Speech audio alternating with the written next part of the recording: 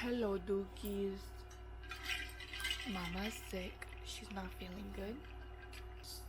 Why is it moving? You fat hoe. Not you.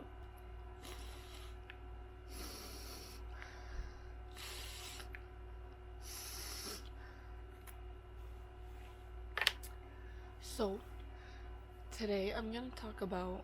I'm sick, so that's why I sound like shit. But I'm gonna talk about, my end of 2022 and beginning of 2023 and how it was actually the worst years of my entire life. Also, I'm using my phone as a viewfinder. So, um, whenever I was in high school, I couldn't get like a real job because I was babysitting all my siblings. Sorry.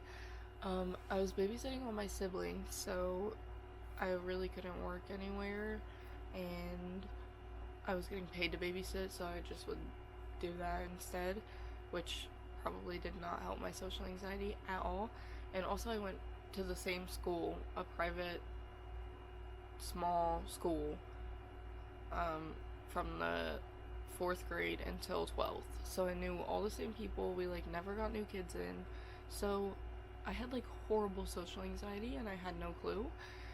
And I go to start working at this restaurant and I'm like a few days into working there and everything is okay until I go in one shift in the morning and I start throwing up in the bathroom. Like for no reason. I was like shaking, red, freaking the fuck out. I was like, what is wrong with me? So I call my fiance and I'm like, hey, like come pick me up. I do not feel good. Help. So he comes to get me. I'm stuck in bed for like a whole week and my boss is texting me like, you can come back like whenever you feel better. Don't worry about it, whatever. I don't want to fucking go back there. The management was awful. That doesn't help either. But I'm like debating on whether or not I should go back to work, and the throw up just does not stop. I try to go in to another shift, throwing up again all day. I can't serve anyone. Awful. So I leave again. I don't come back. I quit, and I was stuck in bed for about, I think it was like 5 or 6 months of just straight waking up, throwing up, going back to sleep, waking up in the middle of the day, throwing up, water, food, anything I was eating, throwing it up. Back to back hospital trips. Nobody knew what was wrong with me. I kept telling them like I'm having like really bad racing thoughts. My stomach hurts all the time. I keep throwing up. I can't keep water down. I'm like hot and cold. I'm always shaking. Like there was so many different things. Confused too. Like I would like my days and stuff were blending together. So the doctors are like, yeah, I'll give you an IV and Zofran to make you stop throwing up. Okay, I take my Zofran. I'm still throwing up. Um, go to the hospital again. Same thing. Go to the hospital again. Same thing. After like probably 5 times I'm going to the hospital and them telling me nothing's wrong with me, I talked to my friend's mom because I thought maybe it's something physical, but if it is something mental. My friend's mom's a psychiatrist, or used to be. So I was like, this is what I'm feeling. Like, do you know anything about it? Like, at all? And she's like, yeah, let me see if I can pull up my symptoms on notes. Okay, my symptoms were pit in my stomach 24/7, makes me feel nauseous, disassociation, not feeling real, like I'm doing daily tasks without even thinking about it, almost like I'm hovering around. Weeks and days are blending together, memory loss, hyperventilating, crying all the time, throwing up almost every morning, fear and anxiety of driving. Mommy still has that.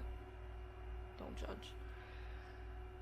Shaking, having to be by someone 24/7, feeling overwhelmed, racing thoughts, can't sleep because of it, feeling guilty for no reason, complete loss of appetite, freaking out when and panicking when someone mentions things that need to be done, like daily tasks and like life tasks, I would freak the fuck out when somebody was like, oh, you need to go get this done or that done. Too overwhelming. Really anxious before going almost anywhere, craving emotional support or support in general, interfering with my life and my day-to-day tasks. So I told her all of that, and we got me some help, and I went to go see someone on Zoom because her office was too far away. So I Zoom called this lady. She looked like Coraline's evil stepmother. Baby. She also, like, every time I answered the Zoom, she'd be like, Okay, is anything else happening to you or what? and I'd be like, no, I still feel the same. My pills aren't helping. And then she'd be like, Oh, okay, let me up your dosage. See you in 2 weeks. so I switched them because I didn't like her. My medicine wasn't doing anything, so I switched to an in-person one to maybe, like, help my social anxiety some. Make me, like, go in and have to see them and get comfortable. It was hard, so hard. I couldn't do it for a long time. I cried a lot. And then I eventually went in to see someone, and it was a really nice and sweet lady.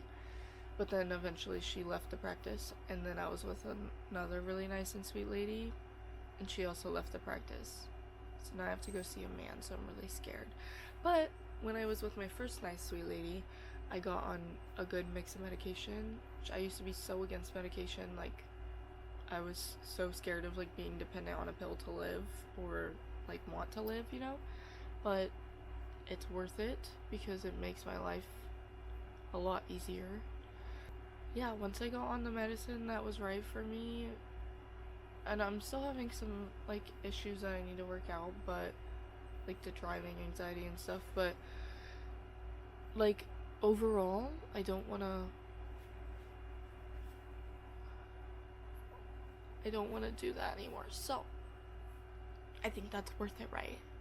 I don't even really know what the point of this video is, but if it helps one person, like, by figuring out how they're feeling, or, like, if you have the same symptoms as me and you don't know what's wrong or what, like, I don't know. If it just gives you hope at all. I literally thought I was never gonna get better, and I have so many different accomplishments that I never thought I would have had, and I'm finally starting YouTube, which has been my lifelong dream. I'm only 22, but I've wanted this since I was a little kid. So, anyways, if you listen to this whole thing, thank you. I love you, and I'll see you next time I post.